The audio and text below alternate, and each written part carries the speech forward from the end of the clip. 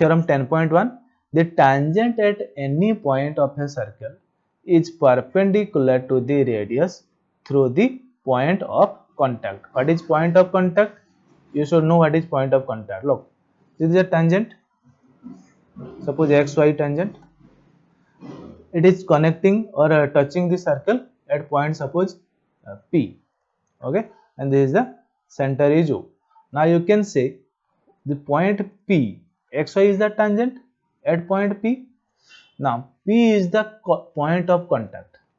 P point is the point of contact for this tangent xy. Okay na? So please remember this concept. I think there is a question regarding this point of contact in the exercise. Okay, point of contact is the point at which the circle touches the tangent. Okay, now the tangent at any point of a circle is perpendicular to the radius through the point of contact. So let's see what is given to us. Given to us is a circle. Okay, then xy is a tangent. Okay, then yes, O, and we will take say suppose P. OP is the radius. Now what we have to prove?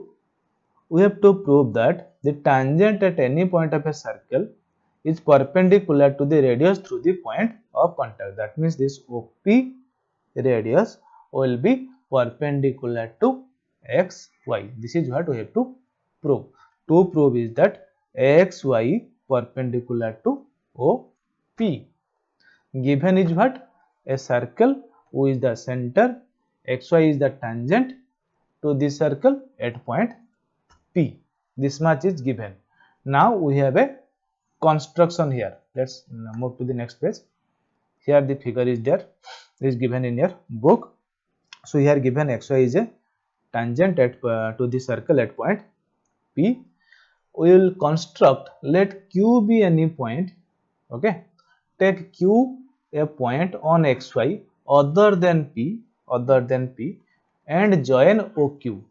Also we will join OQ. Now you look, the point Q must lie outside the circle. Point Q will lie outside the circle. Why? Because if Q lies inside, if Q lies here or here anywhere else inside, then what will happen? xy will become a secant. Now xy is a tangent, it is given to us. Now if Q is, what we have taken? We have taken that a Q is a point on line xy. Okay na? Now we are saying that Q is not inside, Q is not outside, Q is inside. Therefore we have taken that Q is on xy. So xy must be moved through this, through point P. So y will be this line will be not xy, this line will be xy. Now xy will be what? Xy will be a secant,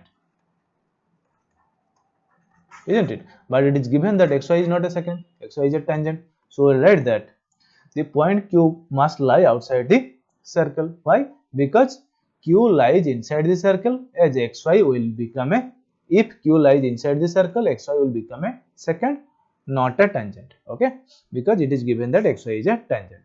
Therefore OQ, therefore you see OQ will be greater than OP, because OP is the radius and OQ is greater than radius. Up to this there is radius, then this is extra length na. Suppose this is your P dash or P1. OP1 will be radius, P1Q is the extra length.